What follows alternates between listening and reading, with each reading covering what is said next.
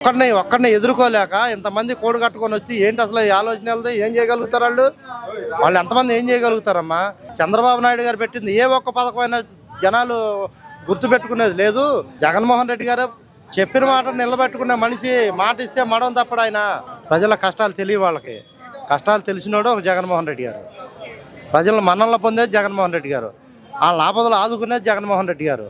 అనేకమైన పథకాలతో ప్రజల్లో హృదయాల్లో నిండిపోయింది జగన్మోహన్ రెడ్డి గారు. జగన్మోహన్ రెడ్డి గారు ఒక 5-6 నెలల పాటు బెడ్కు పరిమితం చేస్తే శుభ్రంగా ఇల్లు ఆడిందాట పాడింది పాటలా చేయొచ్చు. ఈయన ఏదో రూపేణ హతమార్చాలి. వాళ్ళు ఏం చేసి పెట్టారు? అసలు కరోనా సమయంలో అసలు వాళ్ళు ఎక్కడున్నారు? వీళ్ళకి ఎవరికన్నా ఇక్కడ ఓట్లు ఉన్నాయా?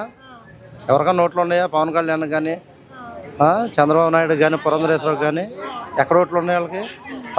కరోనా నిండు కరోనా సమయంలో ఎక్కడున్నారు వాళ్ళు? ఏమ్మా, ప్రజలను ఆదుకోవాల్సింది పోయింది. హైదరాబాద్లో అటు వెళ్ళి తలదాల్చుకున్నారు వాళ్ళంతా. అమ్మ కాపు వర్గాల్లో కూడా జగన్మోహన్ రెడ్డి గారు ఏమన్నాడు? నా ఎస్సీలు, నా బీసీలు, నా మైనార్టీలు, నా అగ్రకులాల్లో ఉన్నటువంటి పేదలందరూ కూడా నా వాళ్ళు. ప్రతి ఒక్కరికి అగ్రకుల వాళ్ళు ఉన్నాడు. నాకు ఓటు అయిపోయినా పర్వాలేదు, నాకు ఓటు అయిపోయినా పర్వాలా. ప్రతి వ్యక్తికి ఏ కార్యక్రమం కూడా ఆగకూడదు. వాళ్ళకి ఏ ఆపుతున్నా కానీ ఇవ్వాలా. ప్రతి వాలంటీర్కి కూడా ముందే చెప్పారు, అమ్మ నాకు ఓటు అయిపోయినా పర్వాలేదు, వాళ్ళకి ఏవి కావాలన్నా కానీ వాళ్ళకి అందుబాటులో ఉండి వాళ్ళకి ఇచ్చే బాధ్యతని మీరు తీసుకోవాలని చెప్పి జగన్మోహన్ రెడ్డి గారు చెప్పారు. దాని ప్రకారంగానే జగన్మోహన్ రెడ్డి గారు ప్రతి ఒక్కరు కూడా ఏంటి కరోనా సమయంలో అనేది కాకుండా ఆయన ఇచ్చే నవరత్నాల పథకాలను అనేకమైన విధాలుగా ప్రజలను ఆదుకునే వ్యక్తి ఆయన జగన్మోహన్ రెడ్డి. ఒకసారి చూడమన్నారు, చూశారు. ఆయన పథకాలన్నీ ఇప్పుడు ఆయన లాస్ట్ టైం ఛాన్స్ అంటే గతంలో కూడా అప్పుడు అంతమంగళ 2014లో కూడా జగన్మోహన్ రెడ్డి గారు అప్పుడు కూడా మంచి ఊపుగానే ఉంది. కానీ అనుభవం ఉన్న వ్యక్తి అని తీసుకెళ్ళి చంద్రబాబు నాయుడు గారికి ఇచ్చారు. చంద్రబాబు నాయుడు గారు ఏం చేశాడు? ముళ్ళపొదల్లో తీసుకెళ్ళి పెట్టాడు జనాలందరినీ. బురదలో నడుచుకుంటూ వెళ్ళాల్సి వచ్చింది ఆయనకి. ఏదో టెక్నాలజీ. ఇప్పుడు కూడా పెద్ద వాన వస్తే అవన్నీ కారిపోతూ ఉంటాయి. అసెంబ్లీ భవనాలనే కానీ ఇవన్నీ మొత్తం కారిపోతూనే ఉంటాయి. ఇప్పుడు ఆయన తాత్కాలికం కట్టాడు. కొన్ని వేల కోట్ల రూపాయలు అక్కడ పెట్టాడు. అక్కడ సచివాలయానికి సచివాలయానికి కొన్ని వేల కోట్ల రూపాయలు పెట్టాడు. పెద్ద వానొత్తి ఊరకుండా తడిచిపోద్ది అది కింద. ఏంటి మొత్తం నీళ్ళన్నీ లోన పారుతూ ఉంటాయి నీళ్లు. ఎందుకు చేయాలి అట్లాగా? 1 ఫీట్కి వచ్చి దగ్గర 400 రూపాయలు 500 రూపాయలు తీసుకునేదానికి ఈయన 1200 రూపాయలు 1500 రూపాయలు ఇచ్చాడు. ఏంటి జగన్మోహన్ రెడ్డి జీవనేని అవినాష్ గారు తెలుగుదేశంలో జగన్మోహన్ రెడ్డి గారు పథకాలు నచ్చి తెలుగుదేశంలో నుంచి వైఎస్ఆర్ పార్టీలోకి వచ్చిన కాడి నుంచి ఏంటి ఆయన తూచా తప్పకుండా ప్రతి వ్యవహారంలో కూడా ప్రజలను అట్టి పెట్టుకుని ఉన్నాడు. ఎవరో జీవనేని అవినాష్ గారు.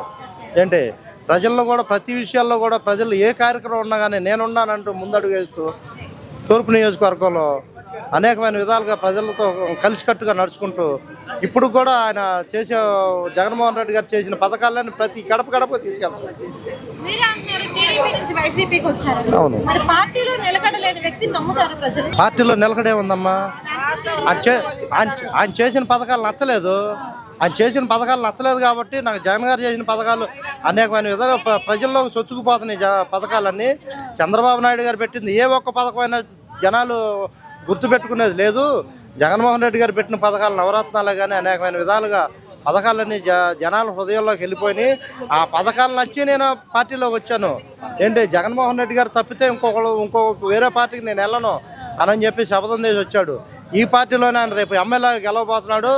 అవసరమైతే మినిస్టర్ కూడా కాబోతాడు ఆయన. నాని గారు కరోనా సమయాల్లో కూడా అనేకమైన విధాలుగా ప్రజలను అంటిపెట్టుకోనండి ప్రతి కష్టకాలాల్లో కూడా ఆయన ఉన్నాడు. నాని గారు వ్యవహారంలో ప్రతి పల్లెటూరులో కానీ ప్రతి మండలాల్లో కానీ ప్రతి నియోజకవర్గంలో కానీ నాన్నగారు ఎంత మంచి పనులు చేశాడు అనేది అందరికీ తెలుసు. ఆయన తెలుగుదేశం పార్టీలో ఉండే కూడా వైఎస్ఆర్ పార్టీలో ఎమ్మెల్యేల దగ్గరికి వెళ్ళి ఏది కావాలన్నా చేసి పెట్టాడు. ఆయన పథకాలు నచ్చలేదు కాబట్టి తర్వాత మళ్ళీ వైసీపీలోకి వచ్చాడు. ఆయన చంద్రబాబు నాయుడు గారు చెప్పుకునే వాటికి సుఖం లేదు. అందుకనే చివరి స్టేజీలో మళ్ళీ వైసీపీలోకి వచ్చాడు. ఆయన జగన్మోహన్ రెడ్డి గారు చెప్పిన మాట నిలబెట్టుకునే మనిషి, మాట ఇస్తే మడం తప్పడు ఆయన. అందుకని చెప్పి మళ్ళీ వైసీపీలోకి వచ్చాడు ఆయన గారు. మీరే అంటున్నారు కదా, మరి లాస్ట్ టైం జగన్మోహన్ రెడ్డి గారు ఇక్కడికి వచ్చినప్పుడే ఒక దాడి అయితే జరిగింది. అంటే అక్కడ టీడీపీ వాళ్ళే ఎక్కువ ఉన్నారు.